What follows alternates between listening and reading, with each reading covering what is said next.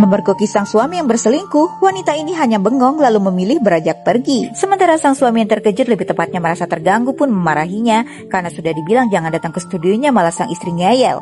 Suaminya pun mengamuk sendiri. Wanita bernama Sesha ini pun hanya menyimpan rasa sakitnya dalam hati. Namun hal itu sangat mengganggu pikirannya. Sampai-sampai ia tak berkonsentrasi dengan pekerjaannya yang seorang penjahit pakaian di sebuah butik terkenal.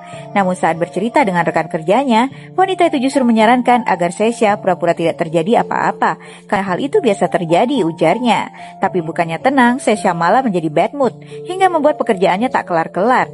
Ibunya yang mengetahui kalau menantunya sudah main gila pun menyuruh Sesha untuk beristirahat dan melupakan menantu tak ada akhlak itu. Namun Sesha berkata jika ia tak ingin putrinya Polina besar tanpa sosok seorang ayah. Sesha pun mengatakan jika siapa saja bisa berbuat hilaf dan mengacau. Tapi ibunya berkata, kau tak bisa memaksa orang untuk mencintaimu, kecuali kau gunakan mantra. Membuat Sesha terdiam. Ternyata pernikahan Sesha dengan suaminya yang bernama Kira itu tak disetujui mertuanya. Dan pagi itu mertuanya pun tampak acuh tak acuh menanggapi menantunya saat Sesha ingin mengantarkan barang-barang milik Kira. Sesha akan berkata jika rasanya aneh karena suaminya sudah 3 hari mengabaikan telepon darinya. Sama herannya dengan sang mertua yang lalu tanpa menyuruhnya singgah, justru menyuruh Sesha meletakkan tas milik putranya di sana begitu saja. Ternyata Sesha masih penasaran dan mencari di mana Kira, yang ternyata Kira sedang bersama gadis selingkuhannya dan bersikap cuek padanya. Dan bukannya merasa bersalah, pemuda itu justru mengatakan kalau ia tak punya waktu untuk bertemu dengan Sesha. Tapi Sesha mendesaknya untuk bicara.